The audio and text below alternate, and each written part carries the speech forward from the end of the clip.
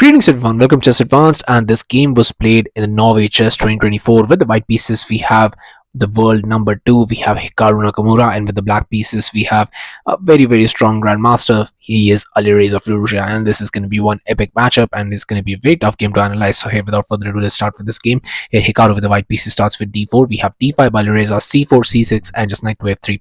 Here Alireza opts to go for the Slav defense, and here knight to f6, e3, bishop to f5, and just knight to c3. We have e6 by Alireza going for the main line, knight to h4 now, bishop to e4, f3 now, bishop to g6. This is all standard theory. Here just bishop to d2, knight, bishop to e7, knight captures, h captures, and here just going for queen to c2. So queen to c2 is a very nice developing move, and most likely you're going to develop the bishop here, and you're most likely not going to castle queen side, king side here, because the open edge file, and it's going to be very difficult to castle king side. But you can always castle queen side, even if there could be some semi-open chances for this file to open up in the future. But here just d caps on c4, bishop caps on c4, finally just developing everything. We have knight to d5 and an immediate castles queen side here by Hikaru. Knight to d7, king to b1, always nice prophylactic move. And in this position as black, you could go for a move like queen to c7 and your position would be absolutely fine. Next, e4 is definitely coming, but just knight captures on c3, bishop captures, and rook captures on h2. Yes, black will be able to get the pawn back, but here white is the one who's pushing for an advantage with the bishop pair. And yes, also here after bishop to a5, first you try to deflect the queen away from the defense of the rook, but now there is knight to b6 blocking. You play d5, immediately open up the center, and now this is the part where I tell you about actually initiative, and Hikaru is the one who has the initiative in this position. Rook captures, you castle queen side, because that would be devastating. So here after d captures, now you just go for queen captures, bishop to b5. Most likely this game would still end in a draw, but Hikaru would be the one pushing.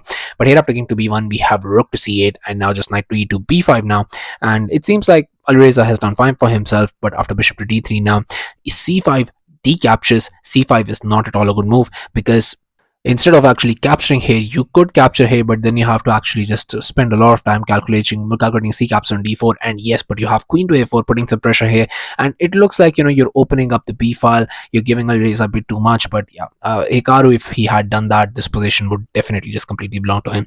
But either way, it's fine. D caps on c5, here just castles now king side, but instead you could go for this rook caps on c5. It seems like a decent move. I mean, why wouldn't you want to actually capture here? Again, the initiative thing, queen to b3, because now here a6, because you have to defend the pawn now, otherwise you just lose, you just down a pawn. So here just e4, pushing the knight back, knight goes to b6, now h4. And this is the part, because either you choose to remain, either you just allow the king to remain in the center and you just grab here, but if you grab here, the position is gonna absolutely crumble. So here just castles, but now it comes bishop to e3, pushing the rook back, rook moves, and now here h5. And you can see the initiative is definitely on Hikaru's side, and Hikaru, whenever he plays for initiative, you know how good he is with tactics. Somewhere along the line, one tactic would pop up, and that would just crumble Alireza's entire position. So that's exactly in the position. But here after d captures, we have castles while Alireza. Now comes bishop caps on b5, knight captures, and e4. And you could go for a move like knight to b6 in this position. Seems like a decent move, why not just go for it? But the thing is that bishop to f4 comes, and now you must be thinking, well, what does this do?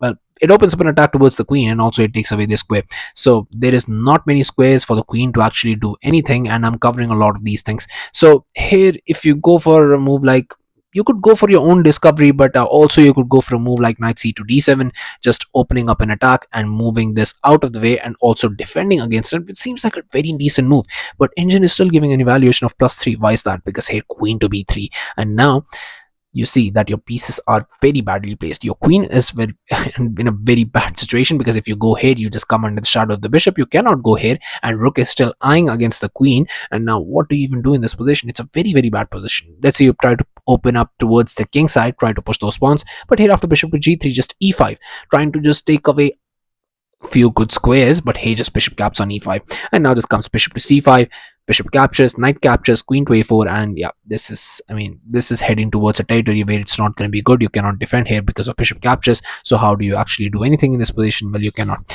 And if you have to go for a move like knight to b6 to try counter attack, but even then rook captures, and once you capture here, I'll capture that, you'll just go down in exchange, and it's going to be completely losing position. So here after e4, we have queen to b6, just sacrificing the central piece. But the thing is that queen to b6 does not seem to work, because here just e caps on d5 was played, and now you're simply down a piece. How are you going to do anything in this position? Queen caps on b5 was played, recapturing the piece, but here your position just completely crumbles, because here knight to c3, queen goes to b7, d caps on e6, here knight captures, queen to e4. And if you trade queens now after losing the central pawn, Hikaru has all his sites that, you have a terrible structure, I have an amazing structure, I have a B pawn, you don't, and here against 2 to 1 towards the queen side, most likely this game would be well clutched by Hikaru.